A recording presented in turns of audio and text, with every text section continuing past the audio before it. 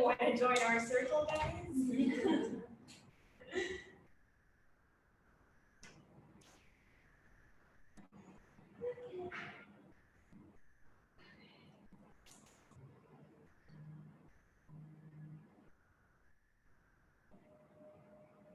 I saw a lot of white birds near here. Right in here. Yeah. Yeah. White? White, like white pigeons, which are essentially doves. They didn't look like doves.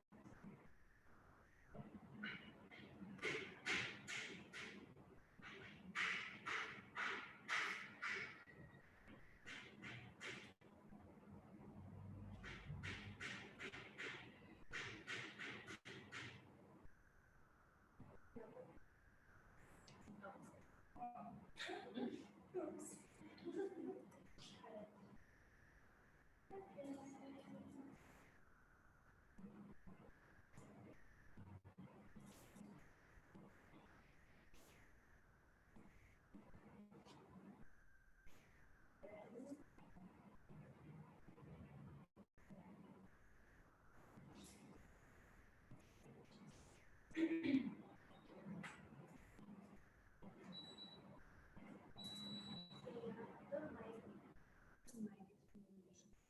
Hello.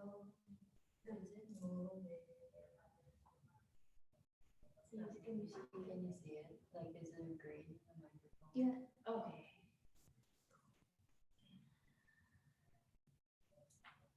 Oh, wait.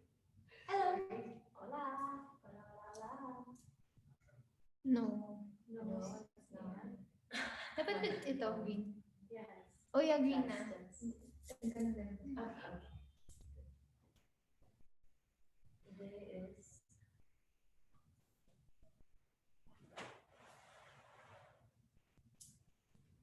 the 10th. I'm just gonna receive hours. Okay.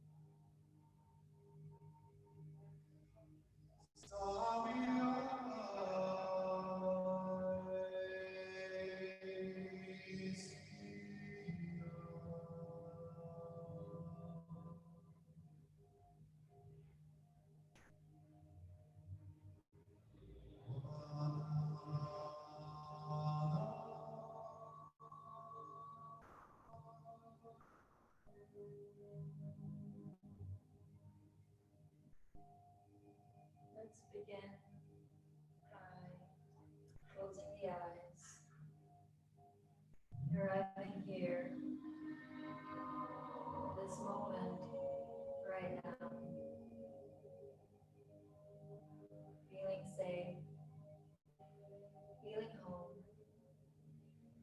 feeling loved.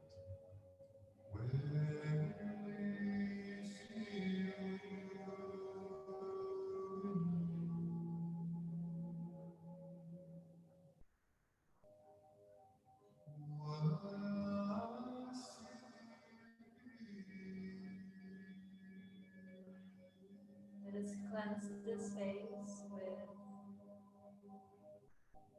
any smudging tools that you have, cleansing tool that you have with you.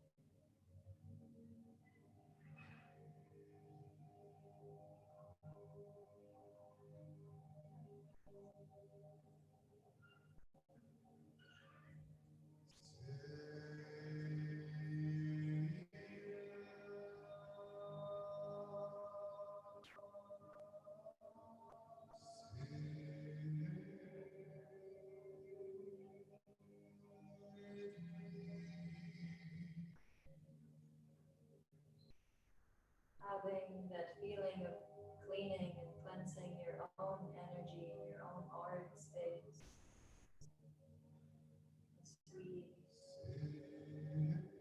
clean not just our space, but also our physical body and our minds and our spirits.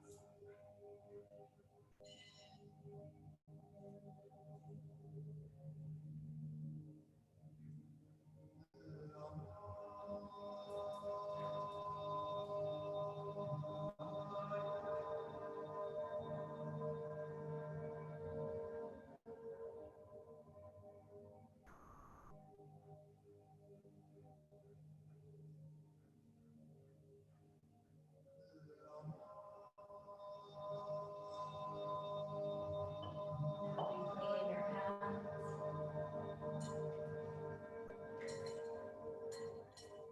with water so we may flow. The creative energy in this circle may flow as we go into ceremony.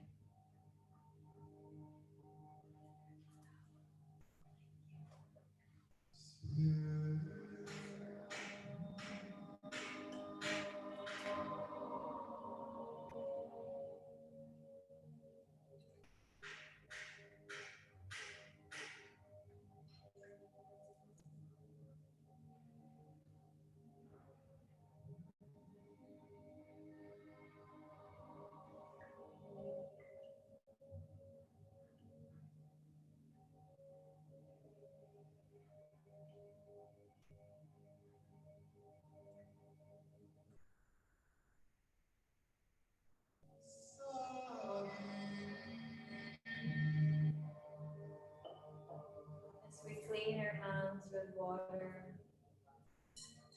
we also cleanse and release the past and all that weighs heavy on our soul. We let go of all the baggage that we have collected this year and in the years past. We ask for it to be released and returned to the earth. Thank you, thank you, thank you. We are now cleansed. We are now at peace. We are now connected and rooted to the source. We are light and love. Thank you, thank you, thank you.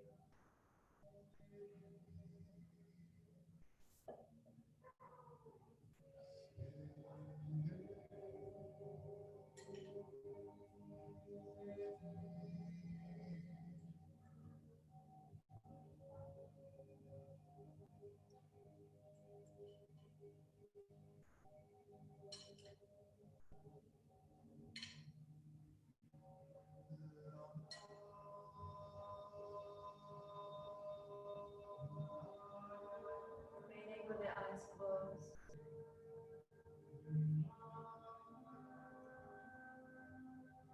Breathing in.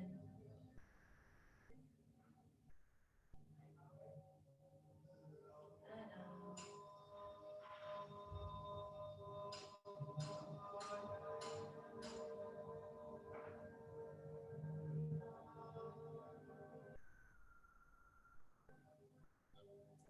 Feeling the earth beneath, supporting, nurturing, loving, and caring.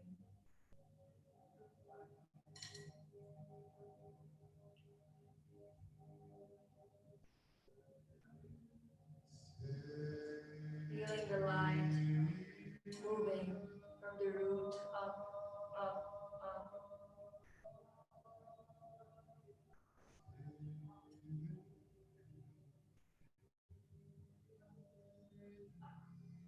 Feeling the light in your belly.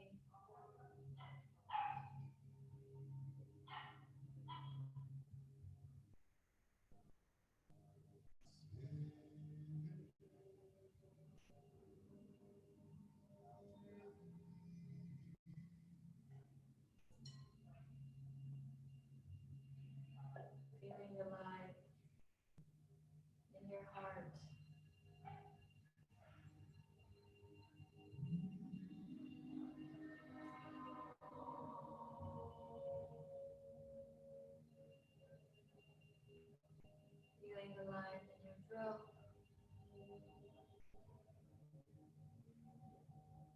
Moving to the space between your eyebrows, your third eye.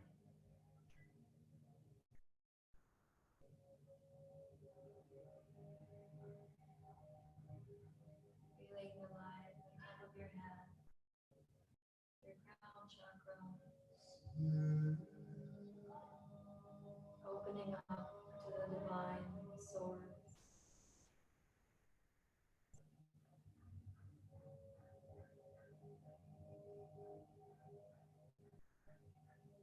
Lifting, lifting, lifting.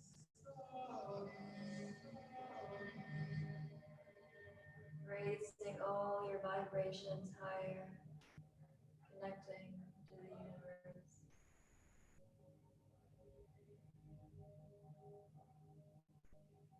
Opening up to the light coming down to your crown.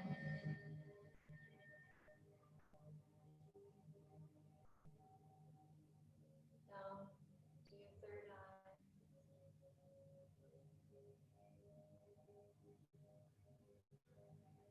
The light moving through your throat, your heart,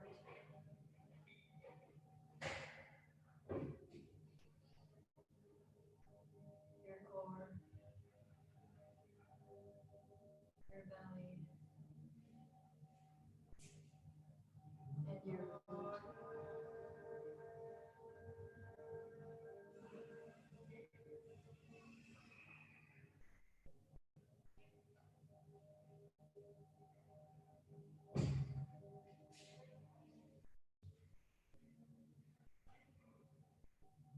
You may place your hands on top of your heart, Anjali Mudra.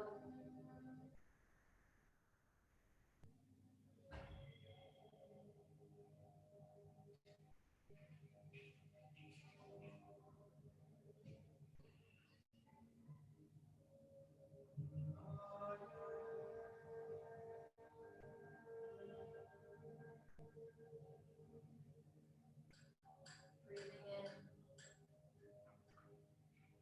As we breathe out, you make a sound of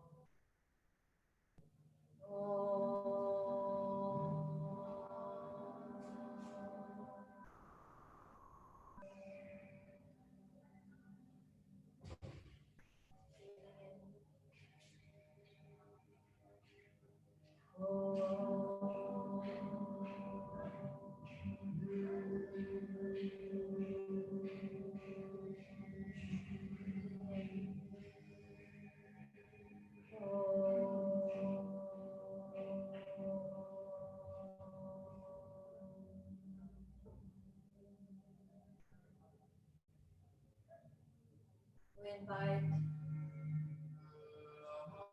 the spirit guides, the teachers,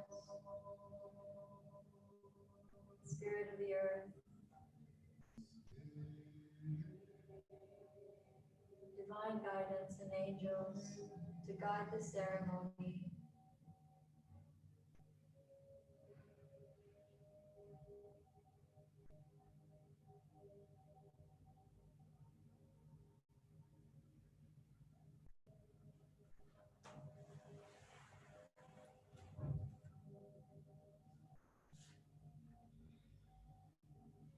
And as we go through the ceremony, we open our hearts.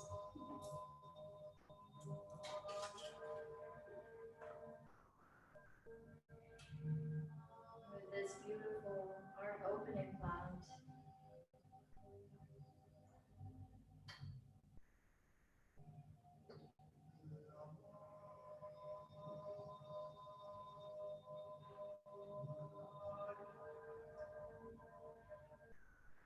cow is also known as food of the gods.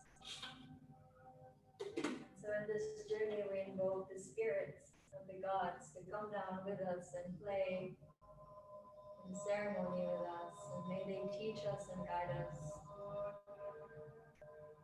So may we walk as brave as they did, and may we not make the same mistakes that they have made in the past.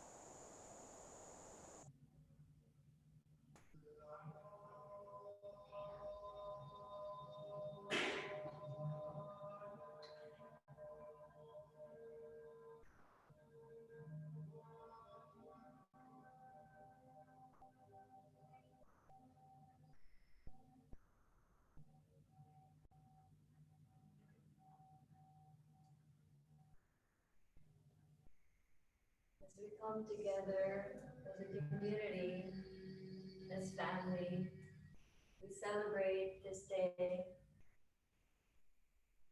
new moon and total solar eclipse. It's also the last new moon of the year, so this is very special to all of us who celebrate new moons together.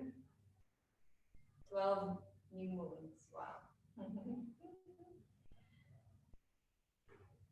So we bring the cup next to our heart. We give thanks to all the blessings that we have received, all the teachings,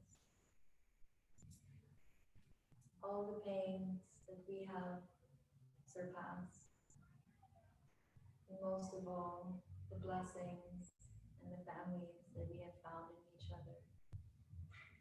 Thank you, thank you, thank you. We raise the cup high, give thanks to the gifts, not just cacao, but everything that we have been able to receive this year. We are alive. We continue to share our blessings and our knowledge, our patience, our love and devotion. We bring the cup closer to our mouth. May we only speak of love. May we only share and say the truth. May we forgive, and may we continue loving and giving.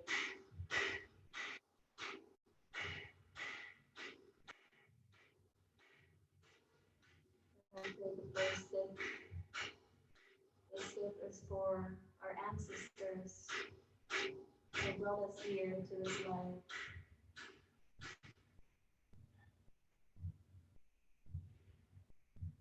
Take the second sip.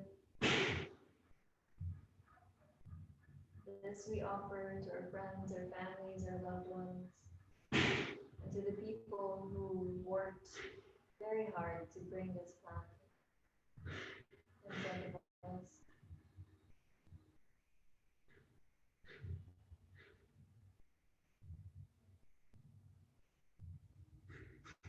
We take our third sip. This one is for ourselves. May we heal, may we feel, and may we continue loving and sharing.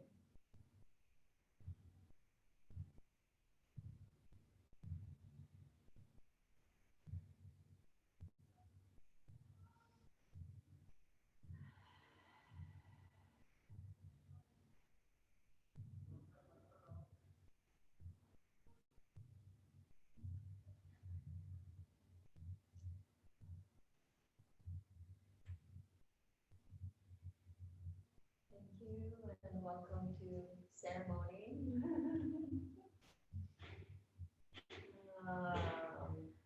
Hmm.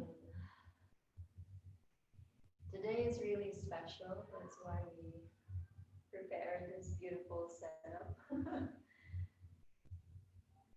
I've only been constantly learning and celebrating new moons like every month since the beginning of the year. So this is the 12th and I'm very happy and proud of myself and to my friends who are celebrating it with me. The beauty of new moons is that we are able to divide our year into 12 beautiful and different cycles. And there are many things that are ending this year, right? And so I would like to invite Thea and Karina to please guide us to what is happening and what are we transitioning into. I know that Saturn is leaving Capricorn, and I'm a Capricorn, so it makes me feel sad. I don't know why. The rest please enlighten us. Thank you.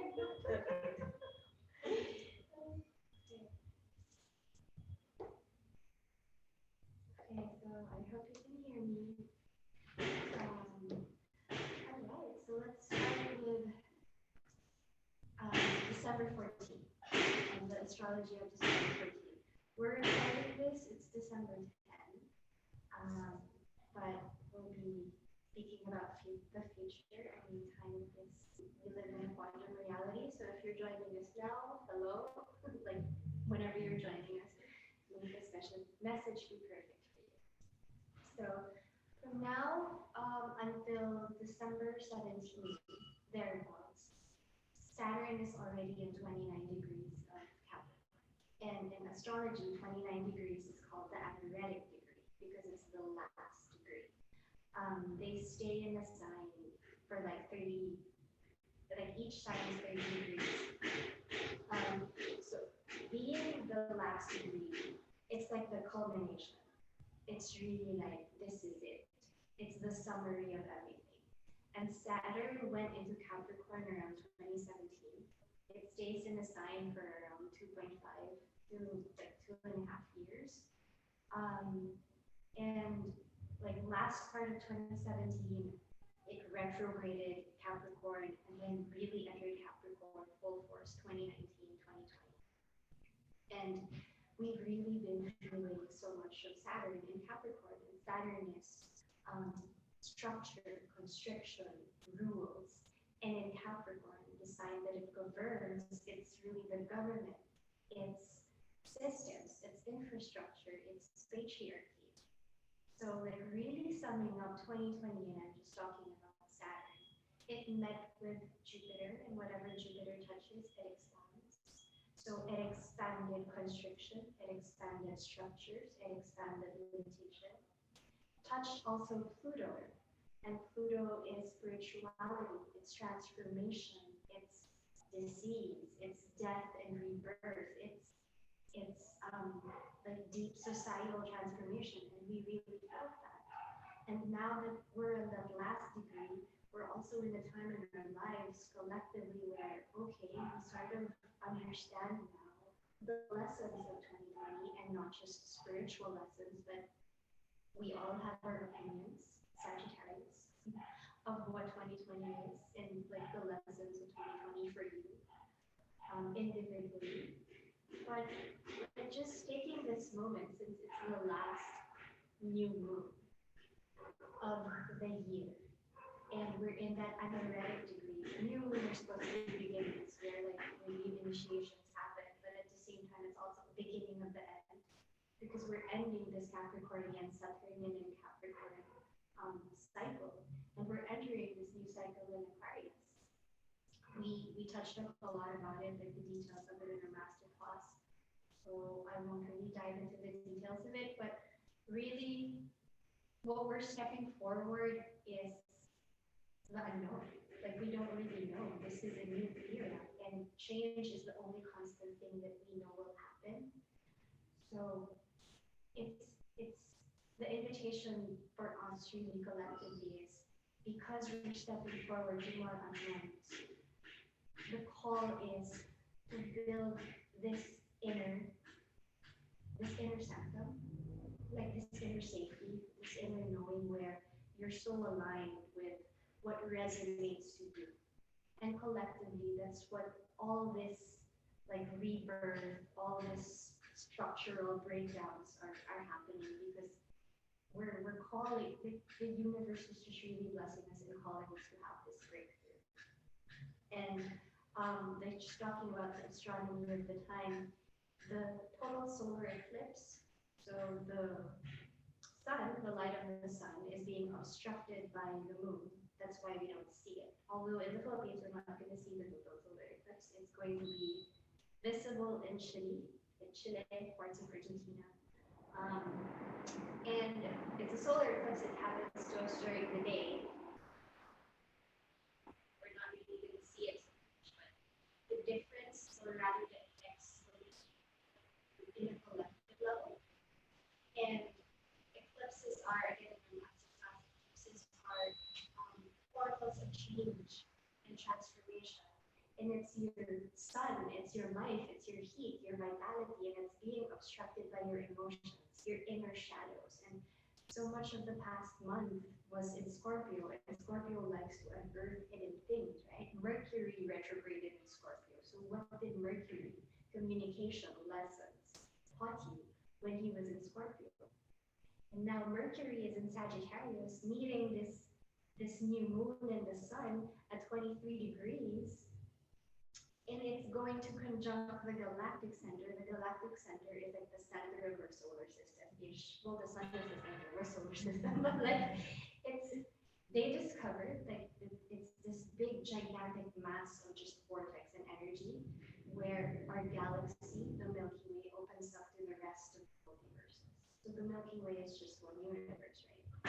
There are like a multiplicity of universes out there, and that's the center, that's the galactic center that's opening up. So with this new moon, it's a solar eclipse, so something is being eclipsed out, like a major change is being asked from us to do. Conjunct Mercury, our thoughts. It's a really potent time to think about what are really the things, Saturn, that have been limiting us into really expressing Mercury, our truth, Sagittarius. And how can we step forward now into a new age where we are more aligned with our soul purpose and what we are here to do, because we're stepping forward to Aquarius. And Aquarius is air. It's this Aquarius believes that individually we can contribute to society.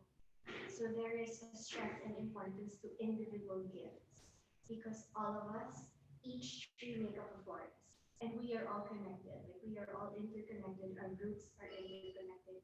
We do not live in an individual bubble, which is also like past Sagittarius, past beliefs, past conditioning, where society conditioned us to a norm where we are here to compete against each other. We are here to acquire Saturn and Capricorn. We are here to own things, to own years, to own material currency, because we are supposed to be, it's a triangle. There's a hierarchy.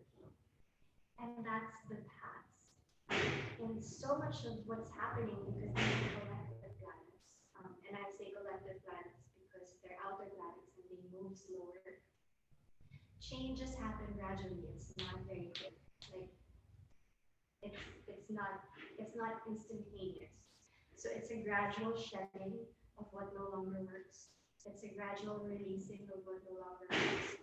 So now we are being called, we are being invited to dream about what new life do we really want to bring about? What kind of new earth? What kind of new community do we want to participate in? And we individually have the power, Pluto, to do so.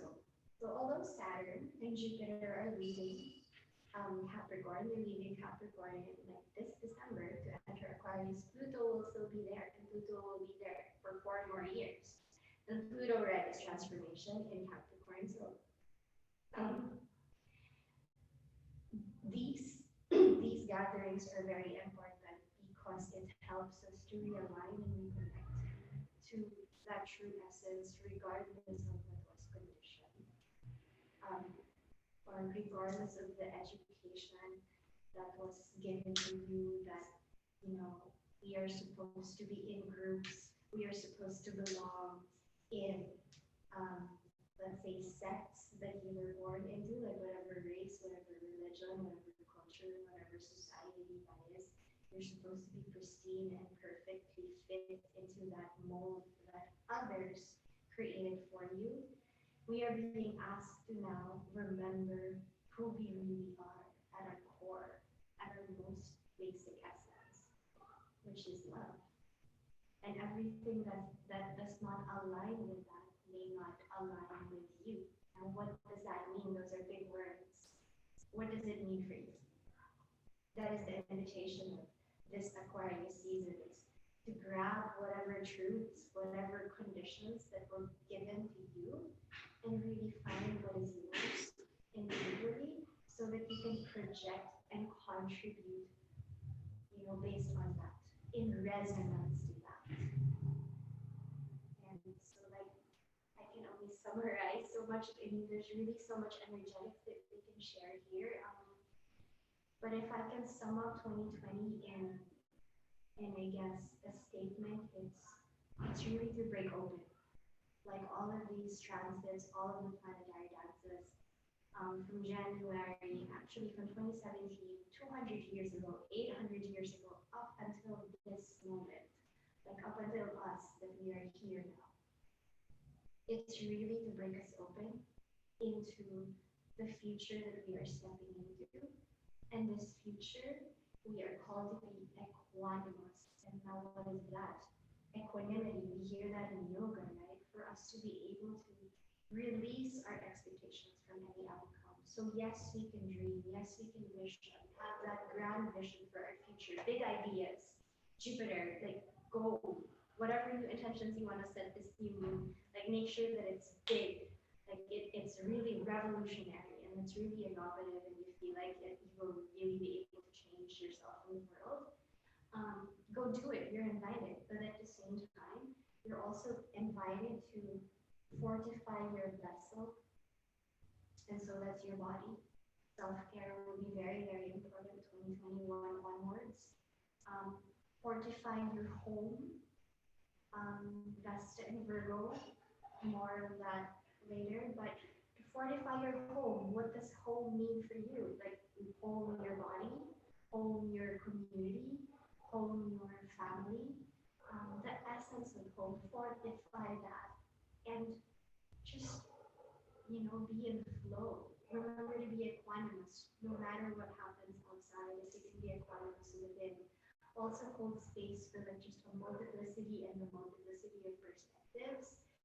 Because as we move forward to 2021, we're going to hear topics about the vaccine and like, do you want to take the vaccine or not take the vaccine? Are you going to wear your mask? Are you not going to wear your mask? Like, everyone's going to have an opinion about everything, like what you're doing, what you're not doing, and how you respond to that is your responsibility. How you react to that is your responsibility. How you put yourself out into the world is your responsibility.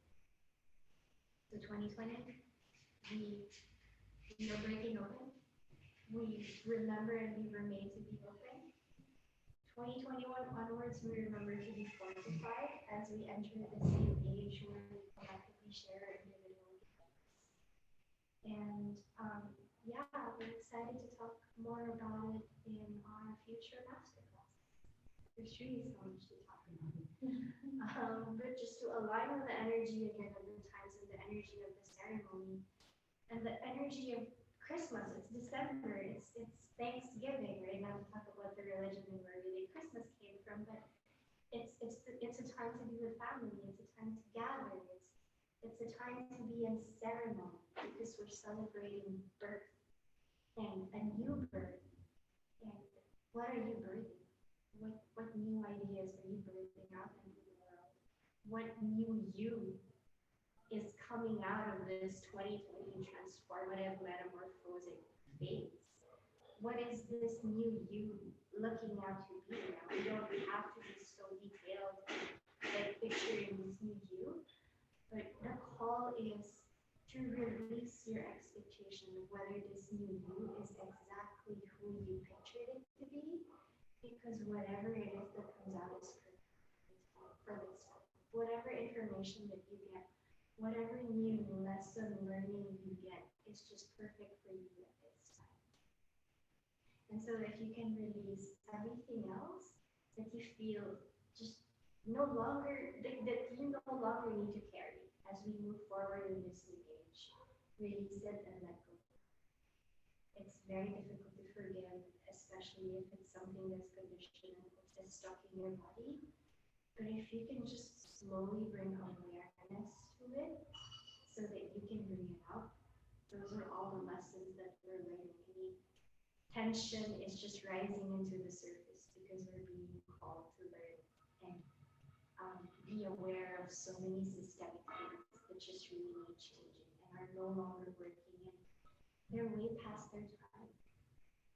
They're way past their time. So can we give gratitude to all those conditionings that have brought us here and have served their purpose? without clinging or attaching to any concept, and just allowing ourselves to be open to new concepts and new opportunities and new learnings that we can have, and new cycles of us and new versions of us that we can have in the future. And with that, I would like to pass it around to Karina to share more about some asteroids and the galactic. An asteroid. Oh, asteroid, yes. Okay. These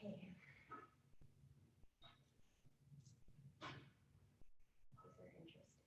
You hear the venom. All right. Yes. Okay. Okay. All right. So recently, very, very recently, I learned about an asteroid named Kali. So I've always known about Kali as Kali Ma. Let me talk a little bit about her. I'm gonna think about how I want to position this. I'm gonna begin by describing Kali because I want to paint her picture in your head. So Kali is this really dark, pretty much black lady with really long hair, and she's holding a beheaded man's head in one hand, a sword in the other hand. She has multiple arms, and she wears a skull with men's heads, a garland of men's heads. So basically, she is like very, very much to me, very much comparable to Lilith. So we all kind of know who Lilith is. We don't know as much about Kali. I painted a really extreme depiction just so that we kind of get an idea. But I'm going to go a little bit into who she is. The reason I want to do this is because Sag covers sects, right? And religion is a sect. And I believe that all these sects are here to kind of lead us to the truth, whatever that ultimate truth is. But as humans, we kind of get really lost in the story. And I mean, some may plead that religion could be a story because it's been passed down from generation to generation. So this is one of the stories. So I like to think that Kali is in Hinduism the way Lilith is, because there was Adam and Eve, right? And Lilith is the one that wanted to be equal to Adam, and so she was banished. On the other hand, in Hinduism, we have Shiva, who is the destroyer. Shiva has a wife named Parvati. Parvati is kind of domestic, kind of like the ideal wife, yeah, like Eve, like the ideal wife. But apparently, Parvati has another side, which is Kali. So Kali is the side of her that does not sit with like just what's told to her. She breaks free from social structures and norms. She's nature that's literally unaffected by human opinions. You see her mouth open with like blood dripping out, and she's not afraid to just be who she is. Kali is actually, have you guys heard the word Shakti? So we hear, right, Shiva and Shakti. So Shakti is basically energy. It's raw, powerful, elemental energy that we get from nature. And so Kali brings us this energy, strength, power, capability. And she's creative, but she's also destructive. And so it's really beautiful that, so this new moon in Sagittarius is going to be conjunct the Kali asteroid. And it's so interesting because it's very much in line with everything you said about letting go of that which doesn't fit, letting go, like breaking away from the norms that don't sit well for us. And this is so important. And it's interesting because we're at the point that it's dark, right? We're all in the darkness. We don't know what's going to come. We don't know what's going to happen. And Kali literally translates to black, dark. So Kali is known to be the black of the sky before anything existed. So we know that like in the beginning, it was all black. The belief is this is Kali. And so Alan Watts said this quote that I really loved. And he said, space is that out of which the stars shine. The darkness is out of which our stars shine. That's where we figure out, where are our stars? What are our gifts? And it's in sitting in this darkness that we learn it. And then coming out of the darkness, it's so important to embody it. And so Shiva is like the male figure, right? And Kali is the female. But in this depiction of Kali, her one foot is on top of Shiva. So he's laying on the ground, her foot is on top of him, and she's holding whatever else she's holding. And he's not angry or anything, he's fine with it because he respects this feminine power. And it's basically like they're the divine, Shiva is the divine masculine, Kali is the divine feminine. You put them together and we have a human that has, balance in it. So this kind of takes me to,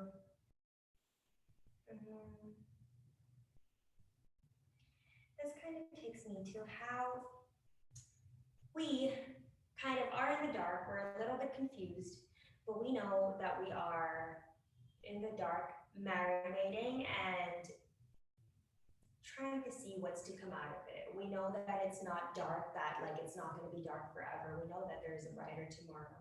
We don't know what this brighter tomorrow is, but the important part is that we create the brighter tomorrow through our power, through our strength, and through everything that we know. And she's fierce. She is extremely fierce, and she's known as like the dark moon night. So it's kind of like when you're feeling lost, especially through this Sag new moon, when you're setting your intentions, when you're questioning what you want to do, when you're doing all these things, try to dig deep and find your power, and the power that may have been banished by society, may have been banished by your parents, may have been banished by people you know. You may have been told, you can't be like this, you can't be like that. And own up to that divine feminine power that is essentially nature, that nothing can compare to, that no one can tell to, hey, shut it down, shush, shush.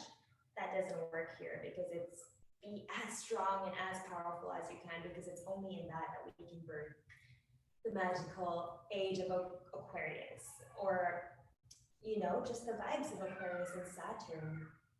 So yeah, that's kind of what I wanted to share, because I thought it was beautiful how well it sat with the Sagittarius theme, and how it's all about breaking what doesn't fit and not worrying about it, because what we're caring about is our truth and love, and that's the main goal. And so one more thing I want to say is Kali is destructive.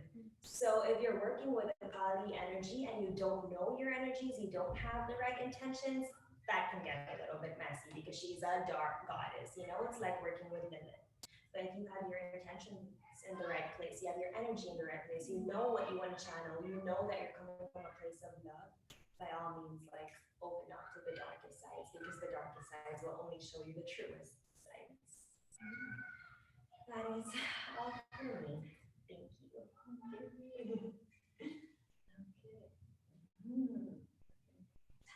The time. Oh, Mata Kali, Kali Durga Ma. So with that, I would like to share this song. Thank you for reminding me of Kali. She's the goddess of death and destruction, but also creation. And so before we are able to create, we destruct. She has an eye of the bottom. She has a very flexible, And she walks into this path. She's riding on something. The tiger? No. that's Durga. So there is Durga and there's Kali. Durga is the more, divine goddess, but then the darker side of her is Kali. So Durga rides a tiger, right? But then when she gets angry, the side of her that comes out is Kali. Exactly. That's like Kali was like that.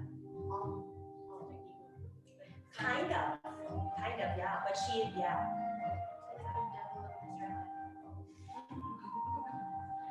the devil, but also not the devil, because when you think of Adam and Eve and Lilith, right? All Lilith wanted was for her children to not be killed. And that's kind of the same thing with Kali. All she wanted was, she was fighting some demons. And basically something about the same story. And there are multiple different legends about how once they were Shiva and Kali were caught making love in the forest. And one story says she completely like closed herself and like was afraid, and the other one said that she was like totally open because she didn't care about people and she didn't care about what they thought. And so it's more about just equality and honoring that. It's like the divine feminine and the divine masculine. And so we welcome the goddess of time and destruction, Om Mata Kali, Kali Durga Ma.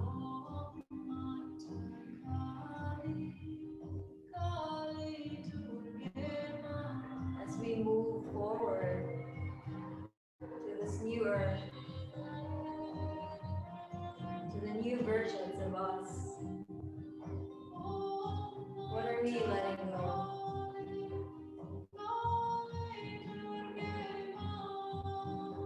This year has been very, very heavy, but it also taught us a lot of things. Are we ready to let the past go? The past 11 months or 2, 3 years or maybe 10, 11 years? Are we willing to let our plans go because we are now able to make new ones? And so now I invite you to write down in the piece of paper that I prepared. And if you are at home, please do so. Write down everything that you are ready to let go of. May it be shame or feelings of unworthiness, unloved, or the great big plans that you wanted to do within 2020, traveling to the ends of the world. Maybe it's time to set that aside and say, thank you for making me dream. And so now I let you dream in the past go, so I'm able to make new ones.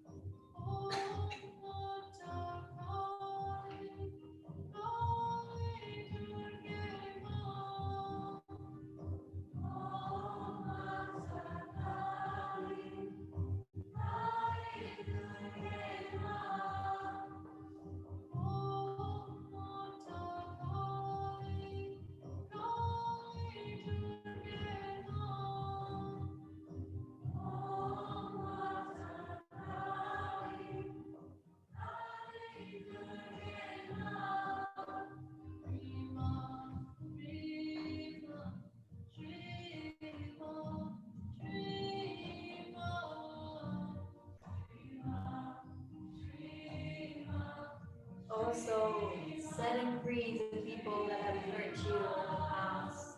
May it be your colleagues, your parents, your lovers, your sisters, brothers, your neighbors.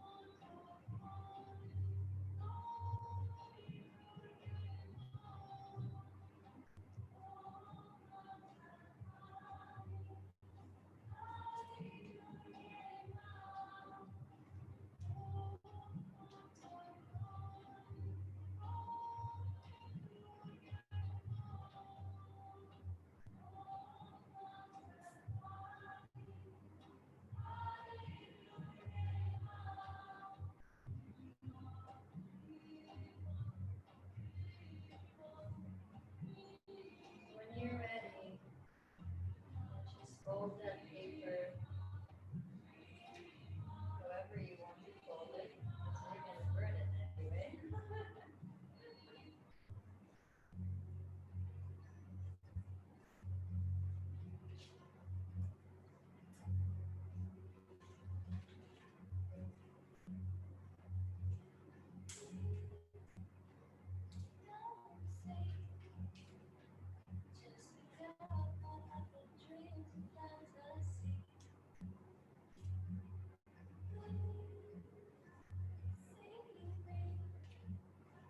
Letting go of our expectations, letting go of the dreams in the past,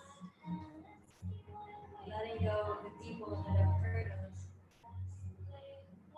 letting go of the versions of our own selves that is no longer resonating with our present.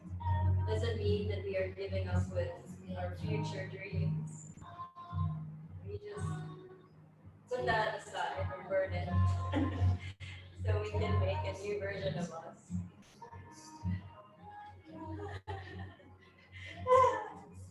But we don't need this, so we bless it goodbye and oh, there's no smoke detector anymore.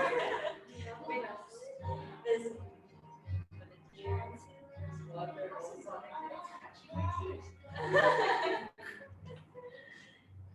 It's okay to be emotional, to be happy, to be sad about this.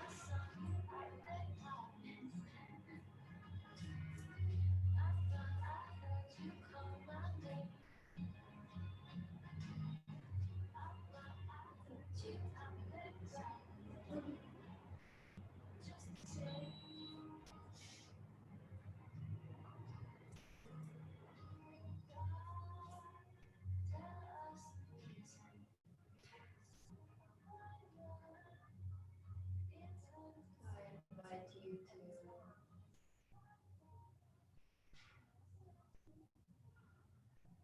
be in silence.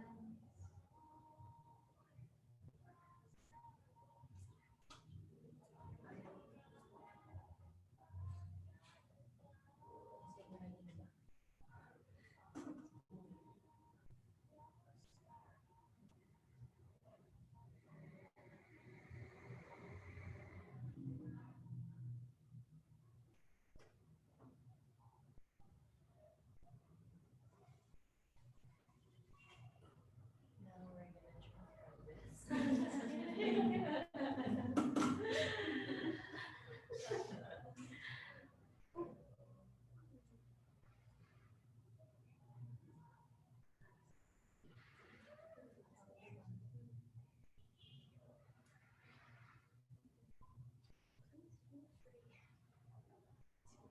So as we burn and cleanse our energy from the past,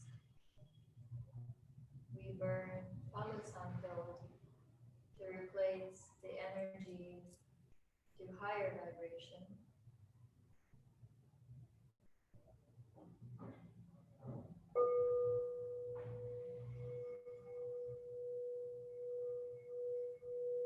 We release the old and we bring in the new.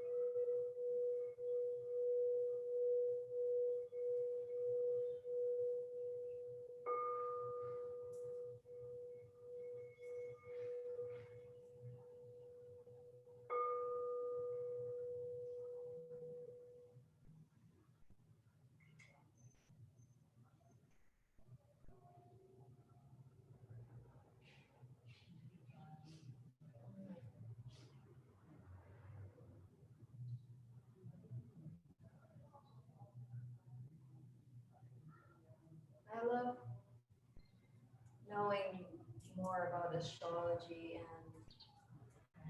the deities and ancient stories because they've happened before. Some of them succeeded, some of them failed. And we take that learning so we know what to do, right? And so what is happening above is happening below within us. So I'd like to share with you this meditation. It's called Ramadasa Sase Soham. Ramadasa Sase Soham. Ra is the energy of the sun. Ma, the energy of the moon. Da, the energy of the earth, which is alive and vibrating.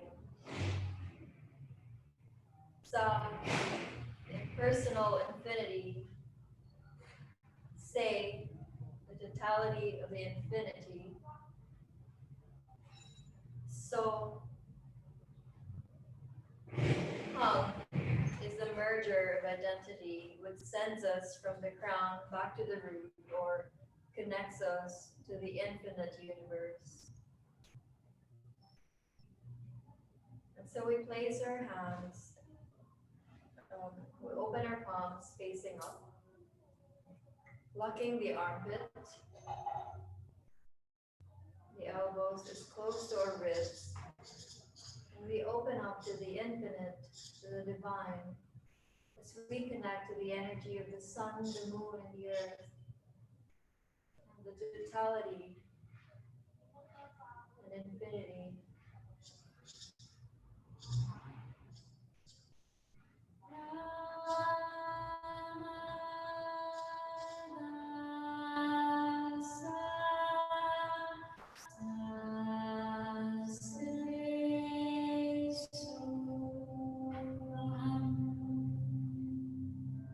As we say hum, we pull our navel back to our spine.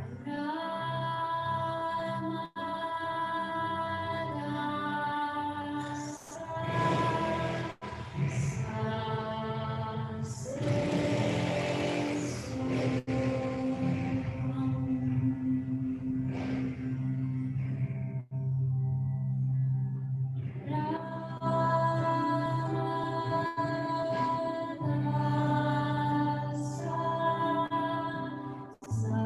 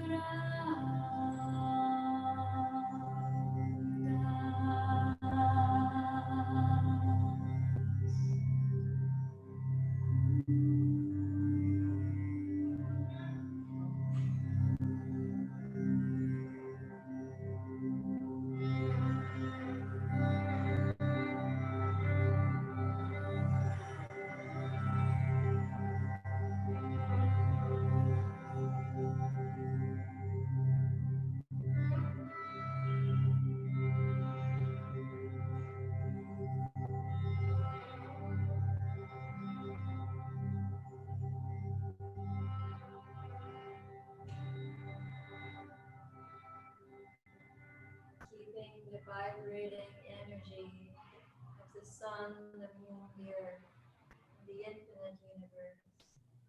Bring the hands on top of your heart. Feeling healing vibrations of this mantra. And sending healing vibration to the people you love.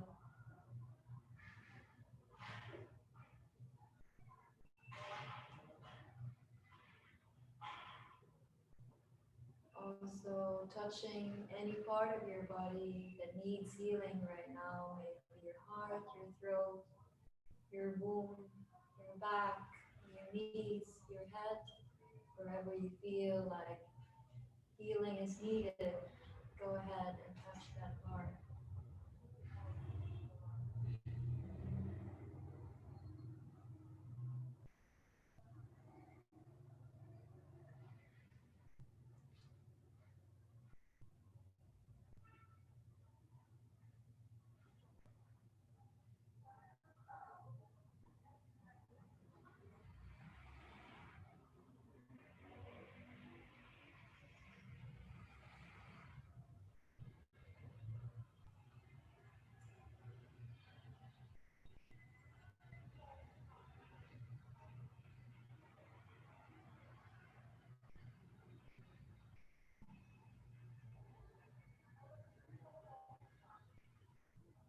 Placing the hands on top of your knees. You want to ground, you may place your hands facing the floor. You want to continue receiving, you have your palms facing up.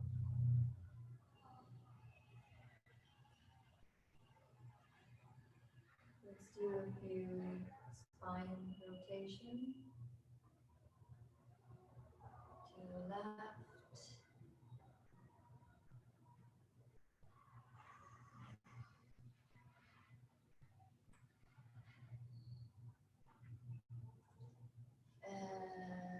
Exhale. Reverse, rotating to the right.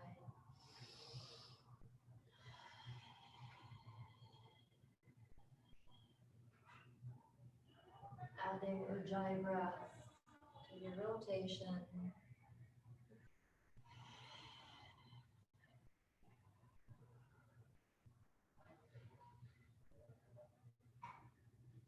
You may want to extend your legs also. You can see it's sitting for a while. Feeling the tingling sensation.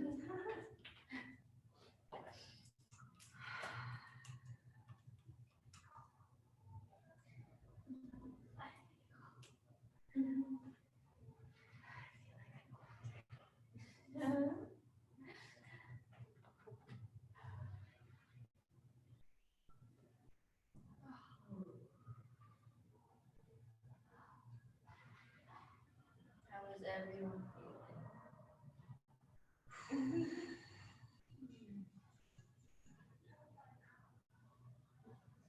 And so we're moving from Capricorn to Aquarius.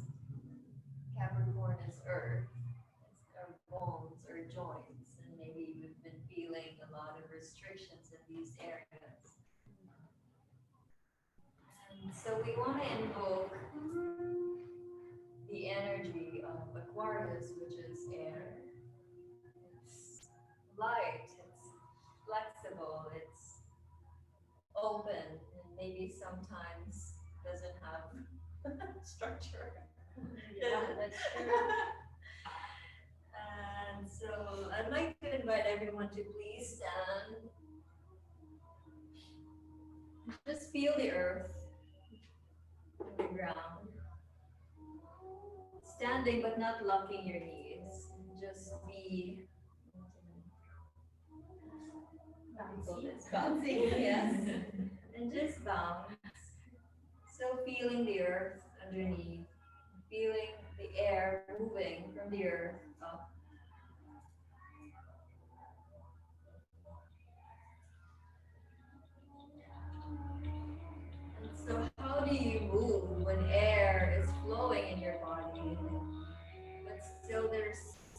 frictions of earth grounding you.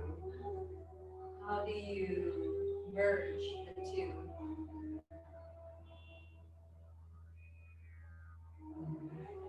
Maybe you feel grounded in your feet with your hands and your shoulders wants to flow.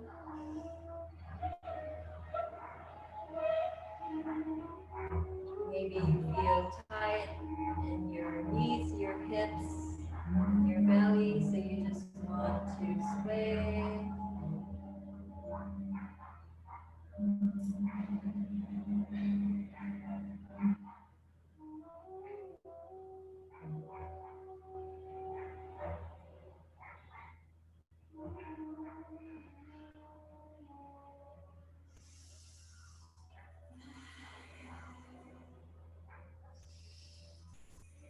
As we breathe, we use Ujjayi breath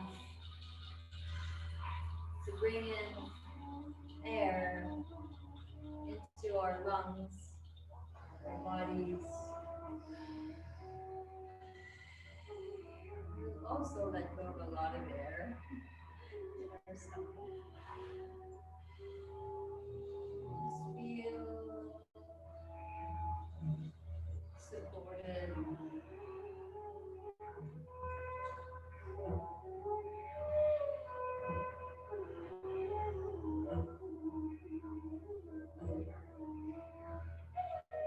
This is your body. This is your dance. This is your movement.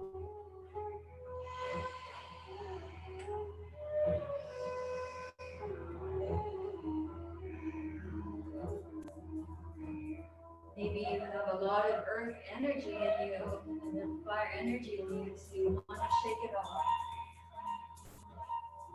So you may able to flow freely.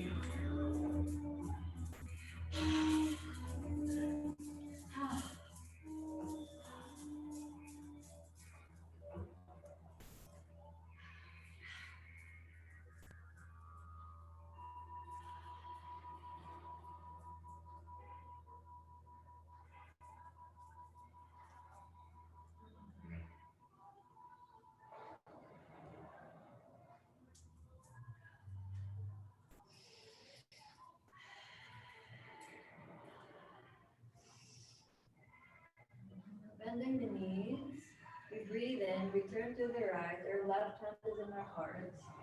And we exhale, we turn to the left, the right hand is on the chest. Inhale to the right, exhale to the left.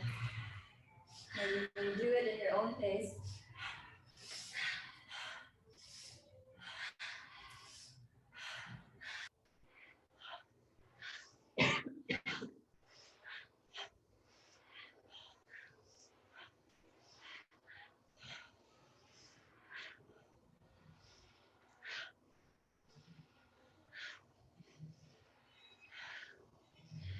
You go fast, and then go slow.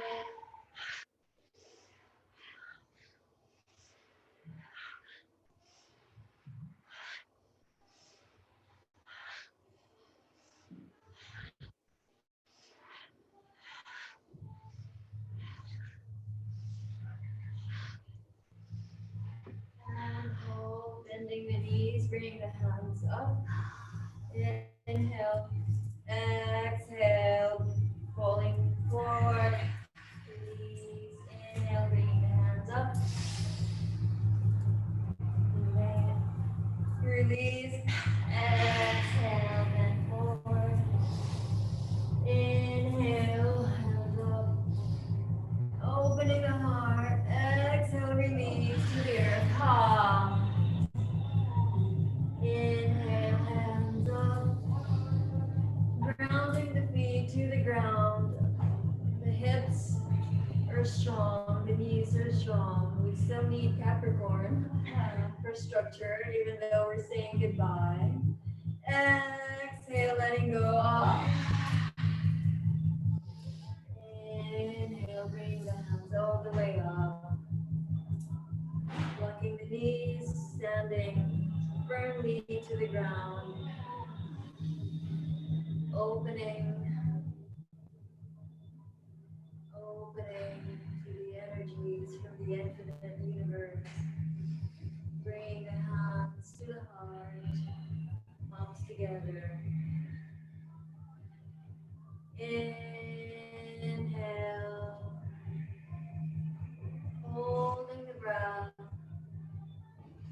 Exhale.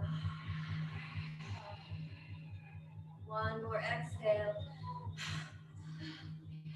Now inhale. As we inhale, we bring the energies from the earth up to our roots, to our spine, blocking the perineum. Exhale, release.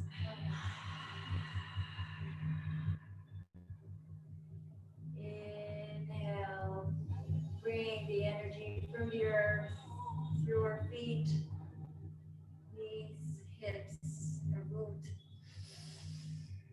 Holding the breath. Exhale. You may place your hands to the side so you can take more energy from the earth. Inhale. Holding the breath. Opening the heart. Exhale.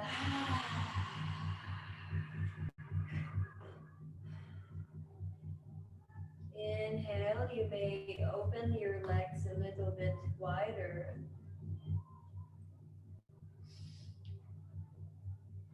Standing firmly, but also with a little bit of air flowing. Breathing in. You may bring your hands up if you need some help. Exhale.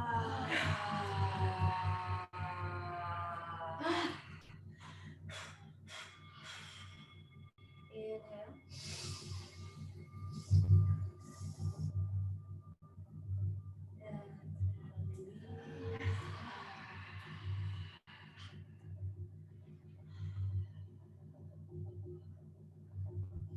Breathing in, bring the hands all the way up. Opening the heart, opening the lungs. Release and letting go of the hands. One more time, bring the hands up.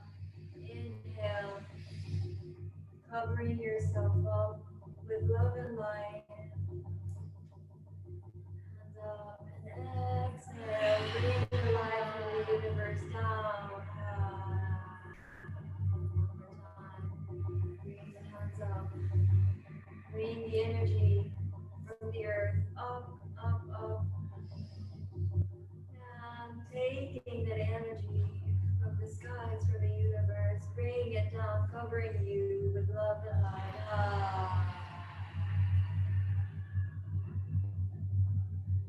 Just standing there, with the hands wide open and receiving.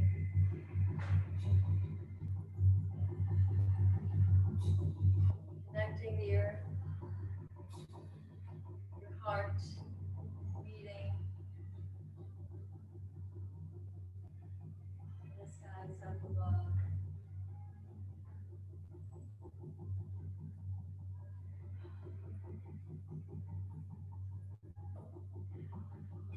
Letting the energy flow through you.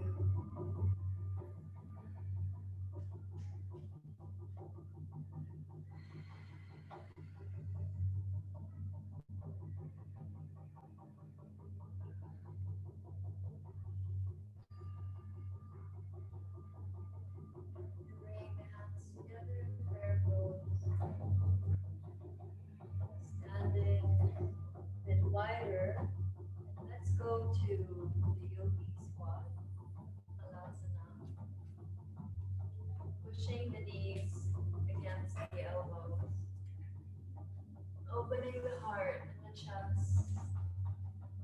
The thumbs are slightly pressing against your sternum. Exhale.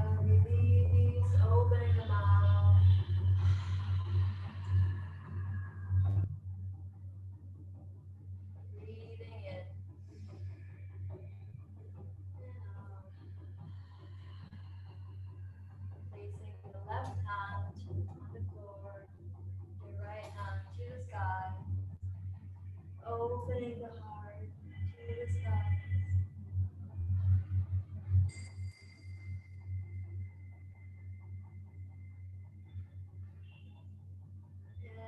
Exhale, release, bringing the right hand to the floor, left hand opening up to the sky.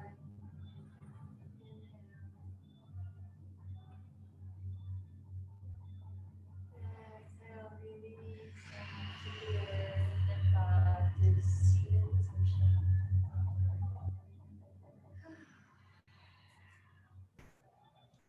Keeping that awareness in the space between your eyebrows, your third eye, seat of knowing.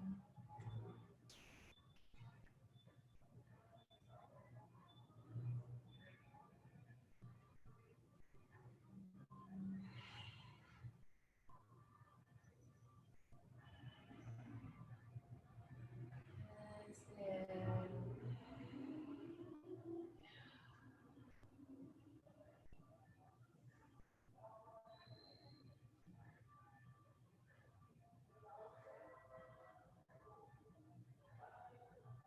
We have planned to do a little bit more journaling, but I think we will leave that for the next ceremony. So in the next ceremony, I'd like you to come with your fresh and new journal for the next year. We're going to write our vision for 2021. How's that going to be? What is important is this new moon we're able to release so we can open up and be ready our vessels, our minds and our hearts for the next new moons.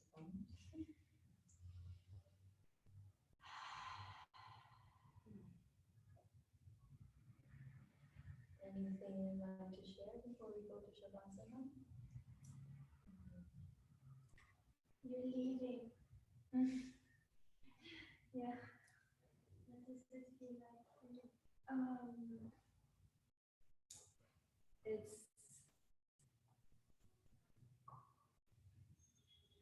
I'm gonna cry. It's okay.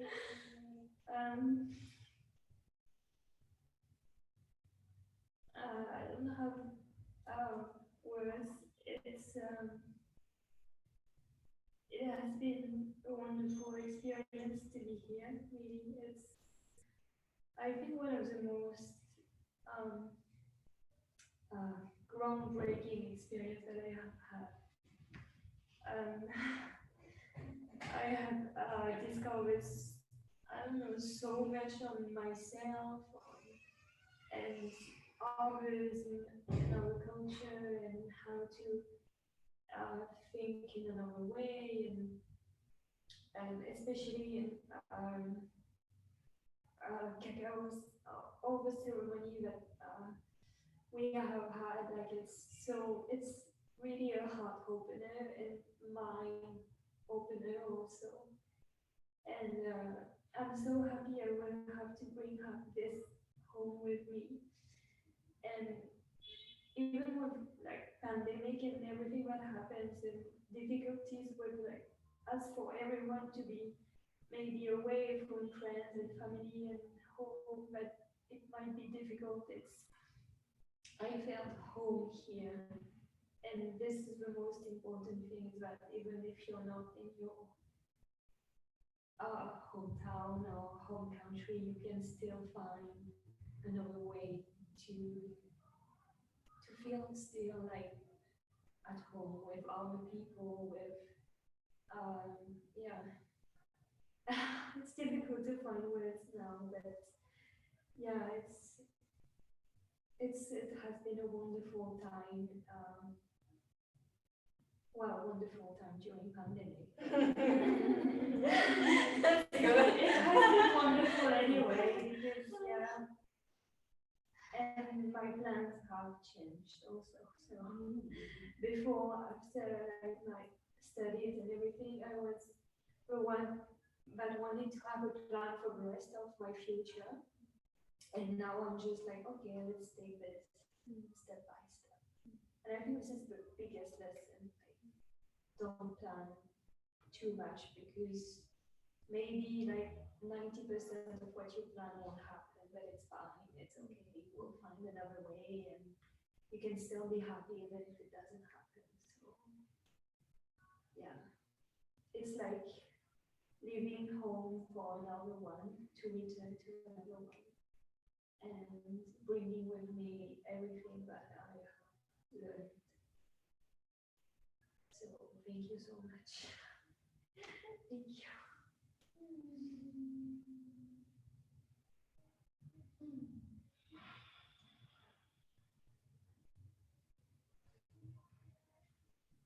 How about you, Miss Sheila?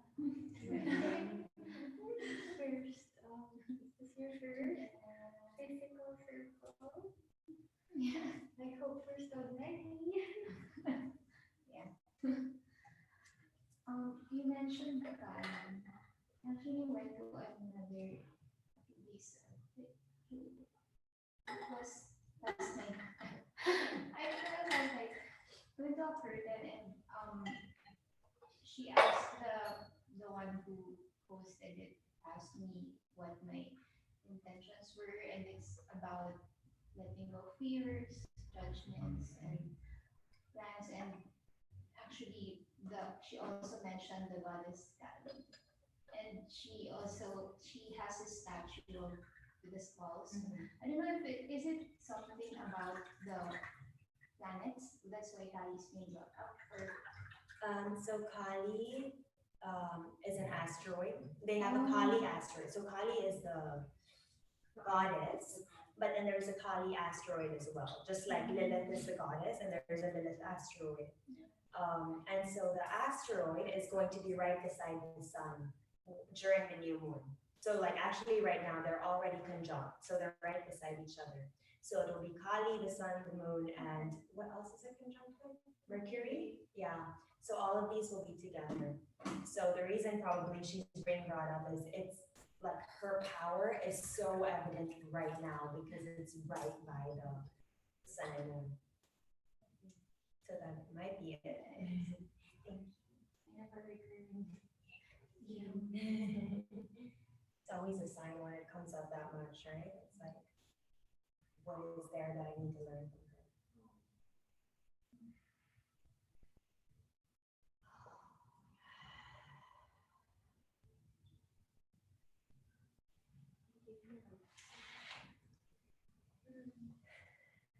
I'm hearing one step at a time, but I've been journaling and I get some downloads and I hear like one breath at a time instead of one step because it's more with the feminine. Step is like masculine, like you have to do something, and feminine is your breath and like your body and like feeling more and like taking it slow. So just wanted to share that. And with that, I have a song. This is so for every. Yes, actually. Let's see if it comes out. That's beautiful too.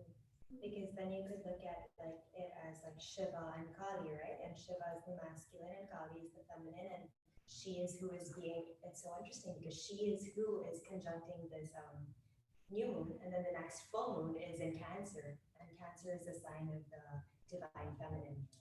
So it's kind of like an opening, and the way Thea said, it's like near the galactic center, right? So it's kind of like the opening of the galactic center to the divine feminine, over the divine, not over the divine masculine, but just to make them equal. I think, yeah, that's what it is.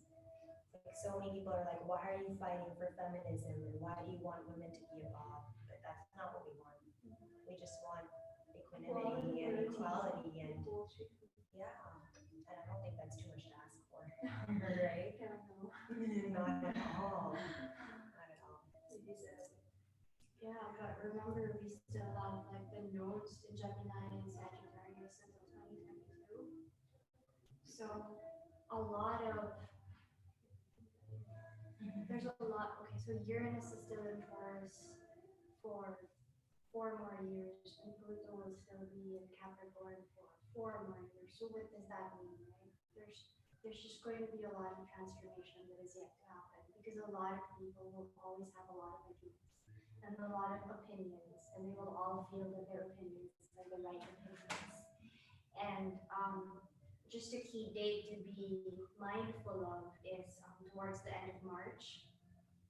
We're going to have, towards the end of January, we're going to have Mars already in Taurus. I mean, we've had Mars in Aries for like the most part of this year. So it's really a lot of I, me, what do I believe, like who am I? So there are a lot of questions of like about ourselves, right? And what am I here to do? What am I here to, like a lot of I. But imagine Mars being in Taurus, and Taurus is totally a different story. And like what you just said about less about like doing action to more of feeling and being in the body, which is really what Taurus is about. And Uranus and Taurus wants change. I mean, like Uranus wants change; it wants it instantly. But Taurus is slow and gradual and deliberate and stubborn, and so they're like in of itself like opposing each other's energies. But I mean, Uranus in its nature is really change. So nature will be changing. I'm just gonna leave that there. Uranus is sudden eruptions and disruptions in nature. I'm just gonna leave that there too. With Mars entering that, a lot of people are gonna talk about what needs changing and disrupting in nature, leaving it there too. So yeah, with all this Aquarius energy, everyone's gonna want to be in their minds and like talk about, okay, so this is what we should do, this is what we should do, right? But a lot of us will be feeling like, where should we be? Like, how should we ground? Where should we be grounded? So a lot of polarities and a lot of tensions in 2021. The theme for 2021 is actually change through tension, which is so much Kali, right? Like, so much of the chaos theory. Destruction because of like the new, but again, just leaving it there. Yeah. So it's so alive. Like astrology is just so alive. I'm so happy. I'm stepping into it.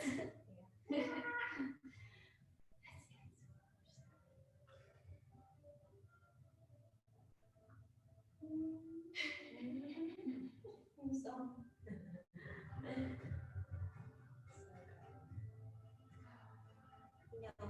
When you were saying that, it's so interesting because to me it's been like it's from 3D to 5D, but then we're gonna be in 5D, I feel like, and then we're gonna be trying to find our footing and be like, wait a second, where is the 3D? Where is the ground?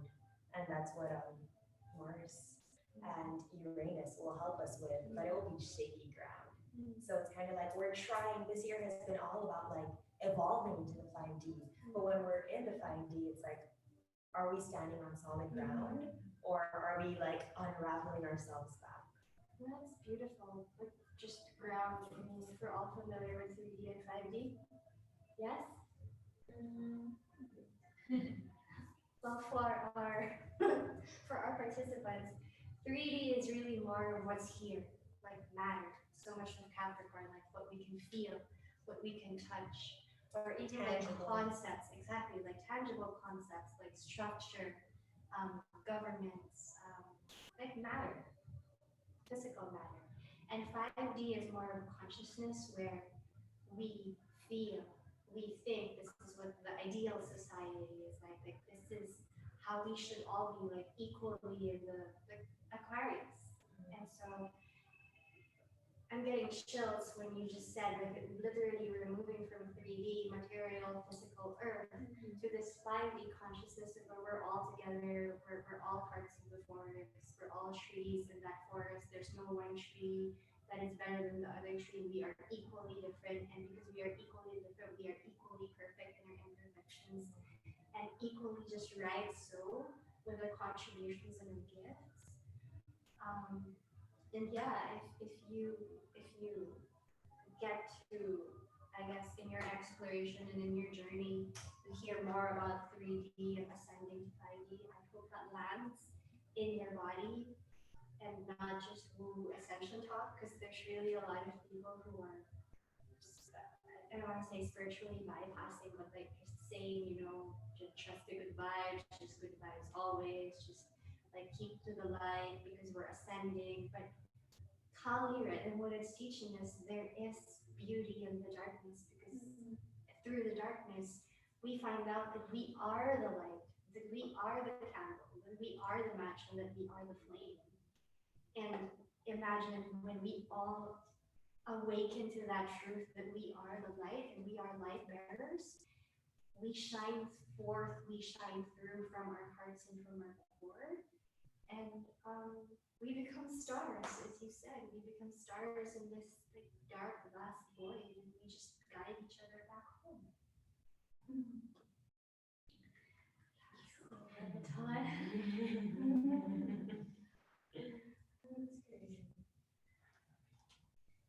So amazing. Anything you would like to share?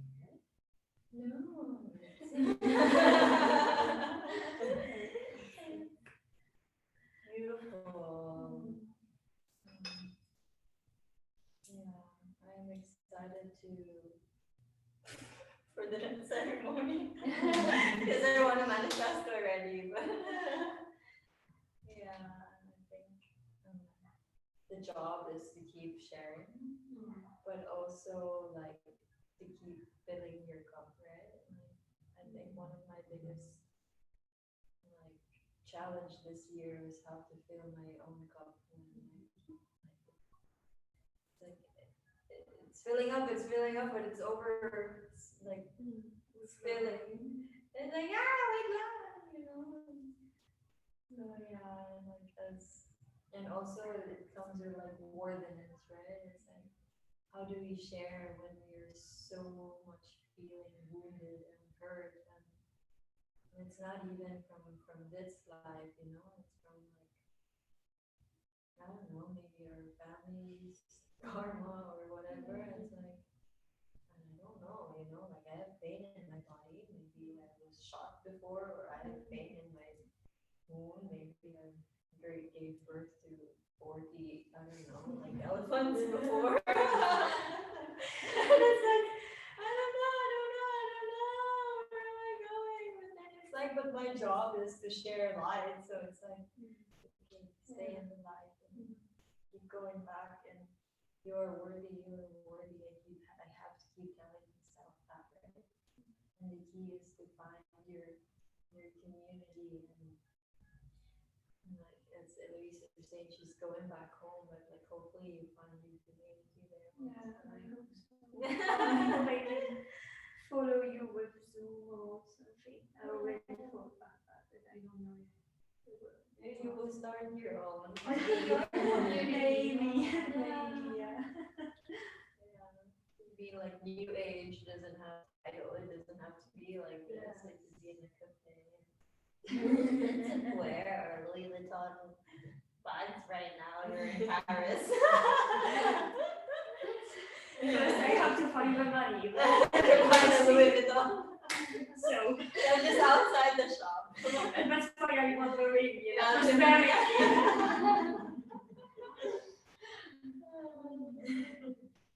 So thank you.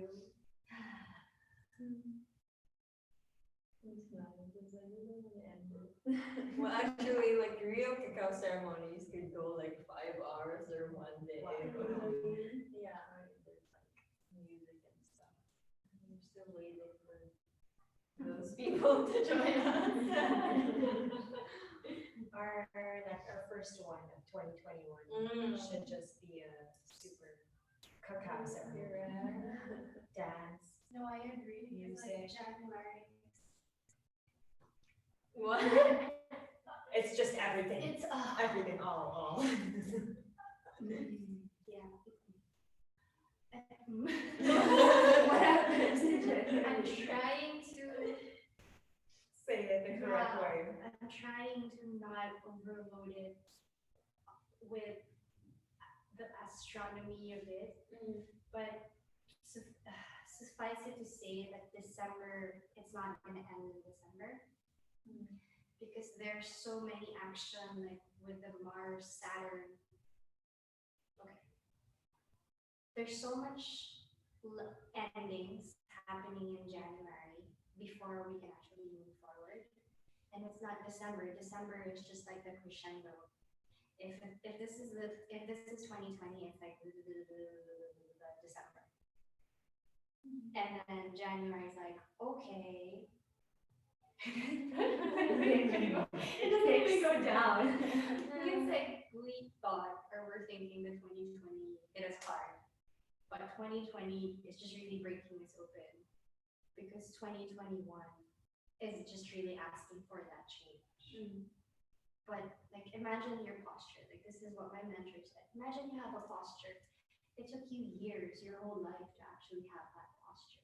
Like all of a sudden you wake up one morning with a pain in your back and like, it's apparently because of my posture wrong. And so you try to correct that posture, right? But it doesn't get corrected in a week, in 2 weeks. It takes months of therapy and like this awareness of I'm actually slouching again. Maybe support to really. Yeah. But that's why Pluto was still in Capricorn, even though Saturn and Jupiter have left, right? Because they're like Jupiter and Saturn are like, okay, so now you know. So we're moving to Aquarius because like we're gonna go to your mind because we're gonna keep reminding you that you have to change this. But Pluto is still in Capricorn and be like, no, this happened like 30 years. This took 30 years or like how many years to form. So don't expect that I'm just gonna give it to you. Yeah, that I'm just gonna make it easy. Nothing that comes worth it comes easy. It's a cliche, but it's true. Too true. So like, I mean, not going through like the planets, why I'm saying all of these things, but like just the feeling of it, right? If you can just relate it to that posture that was conditioned and like you're so comfortable with it, but you know that it doesn't serve you anymore because you have to be proper like based on what resonates to you about what proper means. So you have to change in that direction, and it's not easy. And it's going to be painful, and whatever words you want to attach to it is yours, but yeah. It's going to be different. It's going to be different. So Aquarius, Uranus, innovation, and Shake-ups. yeah, a lot of people are just going to go head to head because Mars will be direct. I mean, we've had Mars retrograde for 6 months in Aries. In Taurus and then the rest of the signs, he's just going to be like, okay, let's do this, let's initiate this, let's change this. And yeah, it's the start of another like we keep saying these are all cycles, right? A cycle ends, but a new one begins. But we're really still towards the beginning of the end. So the end just doesn't come in a day. The end actually comes gradually until we can really begin again. Because we're ending centuries of patriarchy, colonialism. Like imagine the trauma of all those big words. And I mean, we're dealing with it now, right? I mean, we feel it in our wounds. You've heard of the saying where we actually carry our mother's flesh. So we borrowed, or when we were born, we borrowed flesh. We borrowed matter from our mother, and our mother from her mother before her, and before her, and before her. And that saying where when a woman is born, she's born with all the eggs that she, like she will produce and have for the rest of her lifetime. And so imagine the billions of like all the energetic processes that actually happened and had to happen before we got here to this moment as we evolved into this matter, right? And it was fated. Apparently, what we're learning from astrology is like all these evolutions and changes were fated. But us as constant co-creators of our future and our fate, we have that ability to really participate, whether awake or asleep, in the unfoldment of that evolution. And so it's such an exciting time to be alive. And we're here now, we're doing this work where, not a lot of people still think like it's work. But it's freaking meaningful work.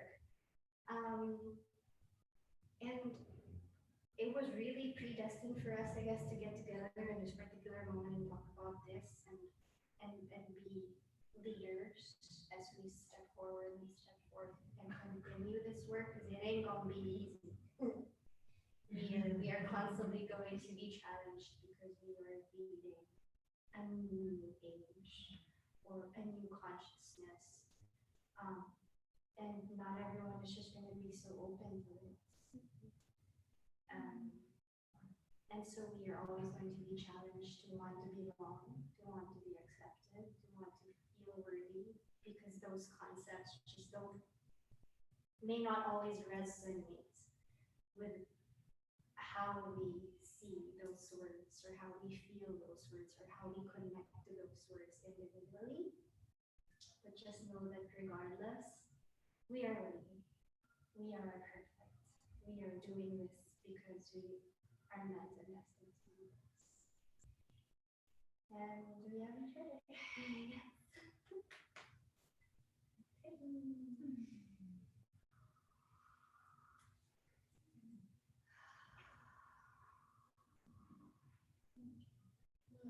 Before we go to Shavasana, do you personally use the toilet or you're ready to sleep?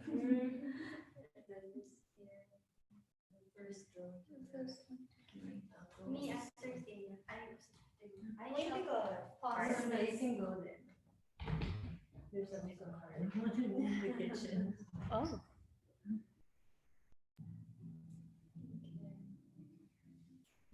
As we close the circle, we're gonna do Shavasana before we close the circle.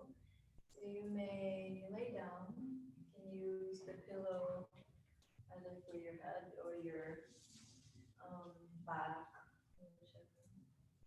Let's just go around in a circle.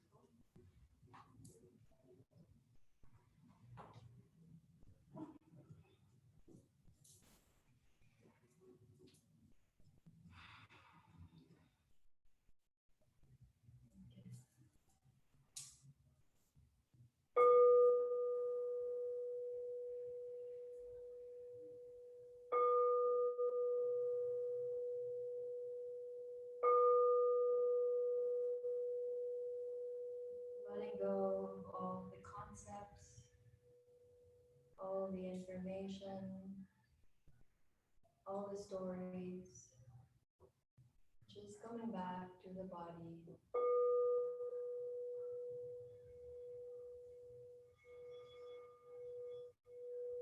Relaxing feet,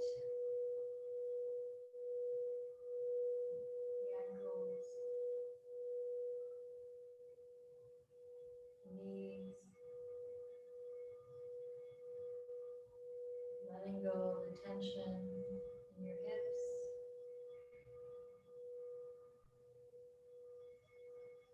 your womb,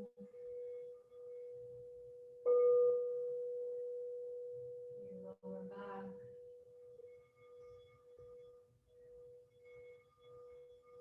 relaxing the belly.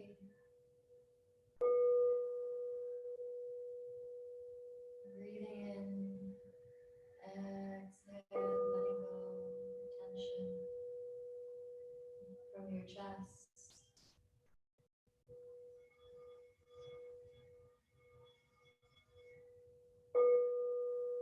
Opening the heart. Exhale, release the tension from your shoulders.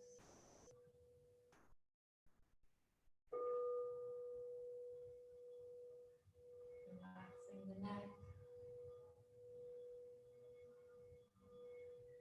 relaxing your throat, letting go of the tension that you're feeling and you're holding in your jaw. Relaxing the face, relaxing your lips, keeping a slight opening of the mouth. Relaxing your cheeks,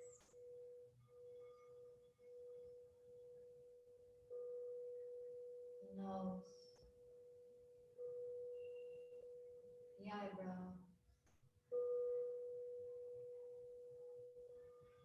Softening the eyes. Letting go of the tension in your hand.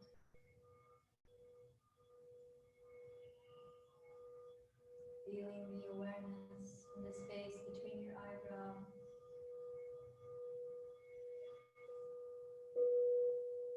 Opening up to the divine.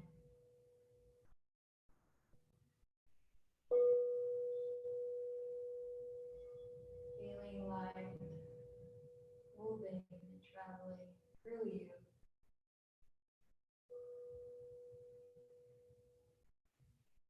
Feeling supported and loved.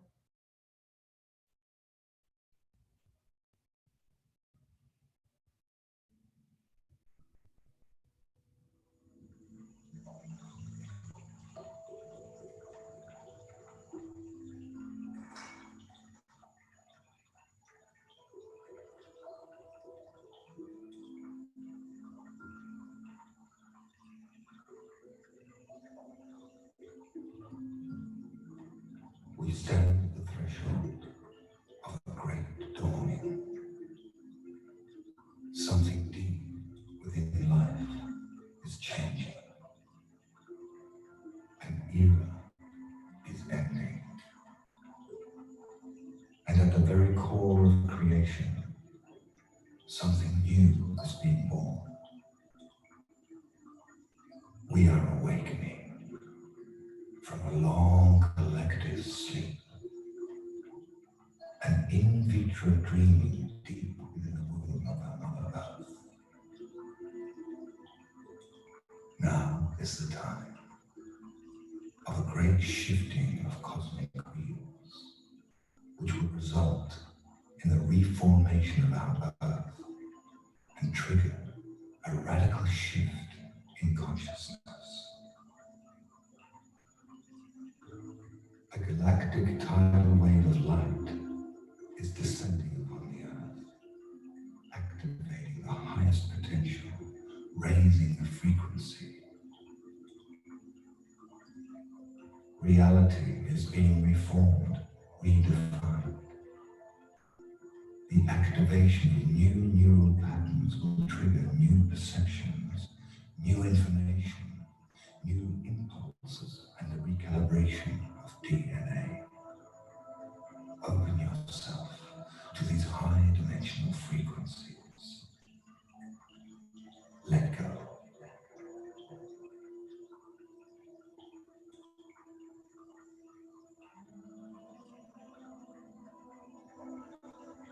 Love each other in these coming times.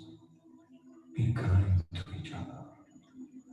Gather in community. Share yourself. Live your dream. Live your heart. Open yourself.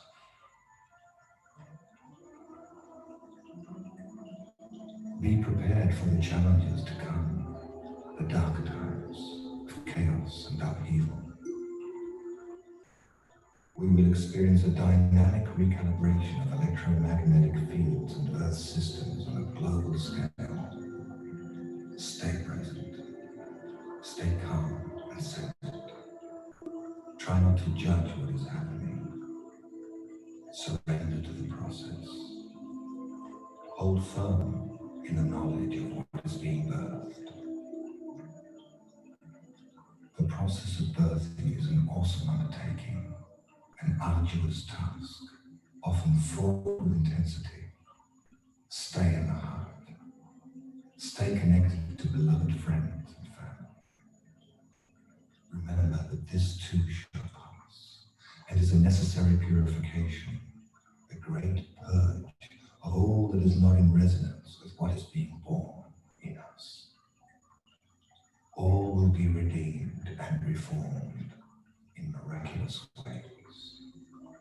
Chaos will become peace, and sorrow will become joy. Trust with love.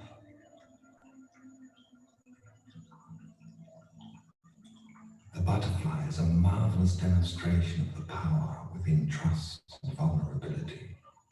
and in the miracle of metamorphosis.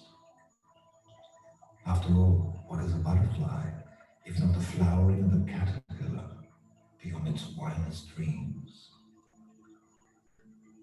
Emerging from the womb of the chrysalis, the butterfly discards its restrictive silken shell to inherit a magical new world of flowers, breezes, and sunshine.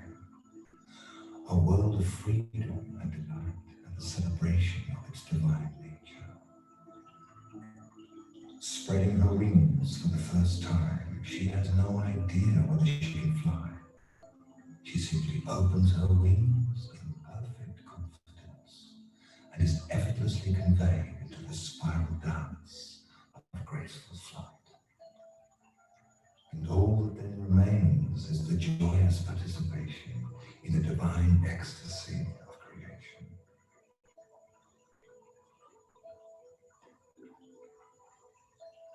As you turn your light inward and witness your true nature, you become an empty mirror and go beyond beliefs or doctrines. Dissolving the veils, the formless takes form. Going or coming, we are in the right place. As the veils are lifted, we will perceive worlds of unimaginable beauty. Self-transforming astral worlds of light will shine down and interpenetrate the density of matter, making it translucent, less dense, and more permeable to our thoughts and feelings. Multidimensional reality and the interconnectedness of all things will be as clear as sunlight.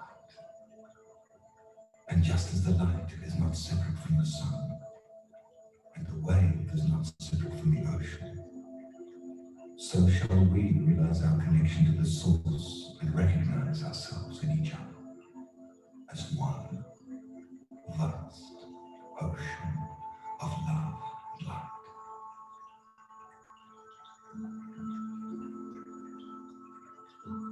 Let the divine recognize the divine. Lights will find other lights. And as the spark ignites within you, so it will ignite in others, in a majestic radiance of consciousness, and set the world alight in its magnificence. A new world, without fear, without war, without greed, in the safe custodianship of an awakened species, manifesting peace with love, light, and celebration. May the Divine Mother bless all sentient beings as her children. May the Ascended Ones bless mankind.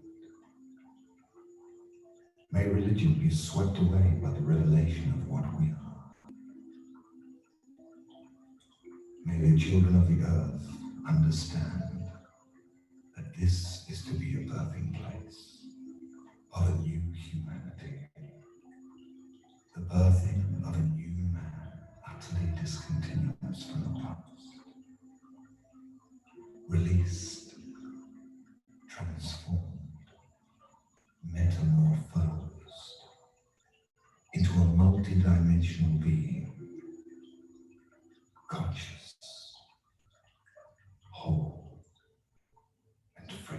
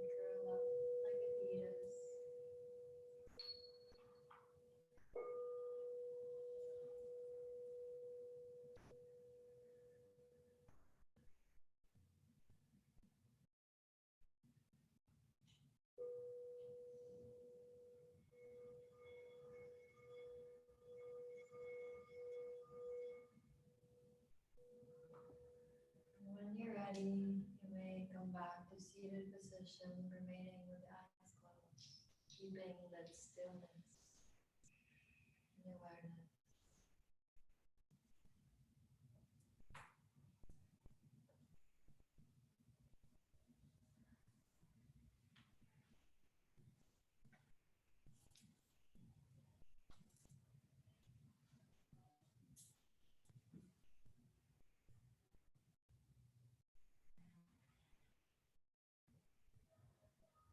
Sitting vertically,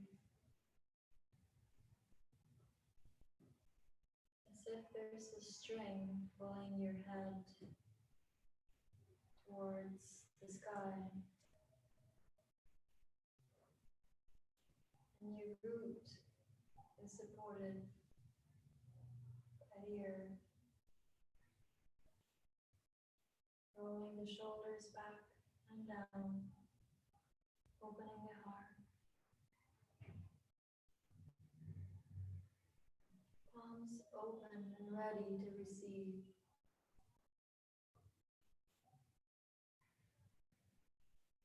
The breath is clear.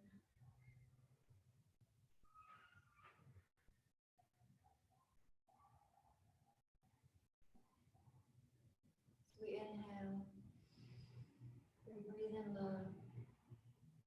We exhale, let it go.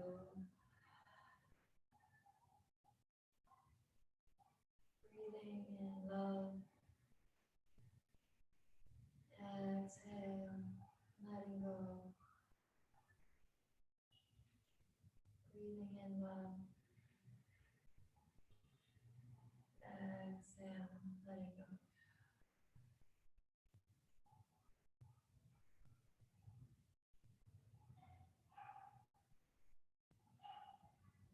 As we close this ceremony, we bring our hands together on top of our hearts, palms together in Anjali Mudra.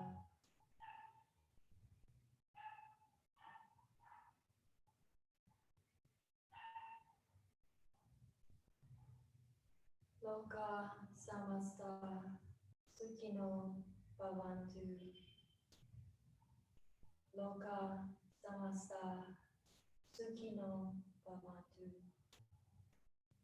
Loka samasta sukhino bhavantu. May all beings be happy. May all beings be free from all kinds of suffering. May all beings be peaceful.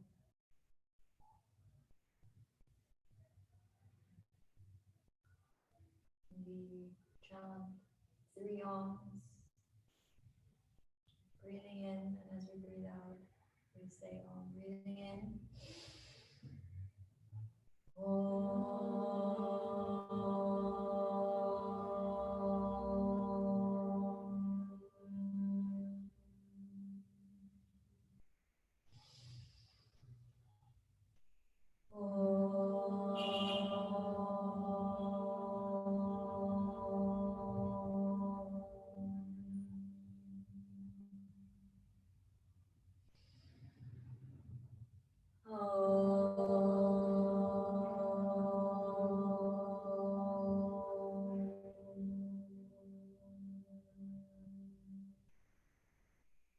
Shanti, Shanti, Shanti.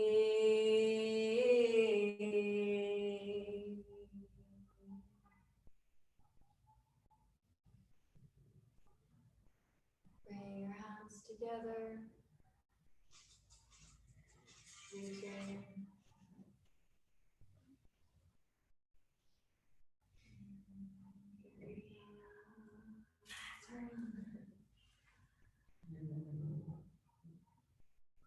Gently pressing the hands right next to you, the person right next to you. We come together, we came together in ceremony, and we end the ceremony with love and light.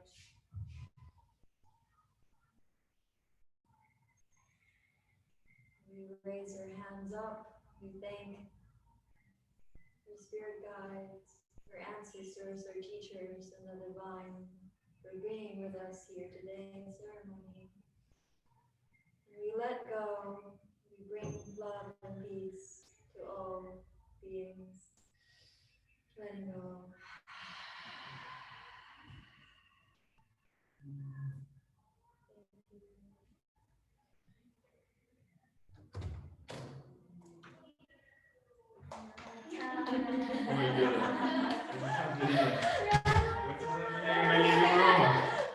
There's some hippies in my living room. What is that?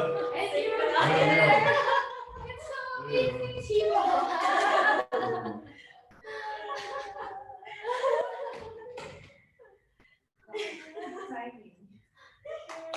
That was so wow. Oh my gosh. Thank you. Thank you so much.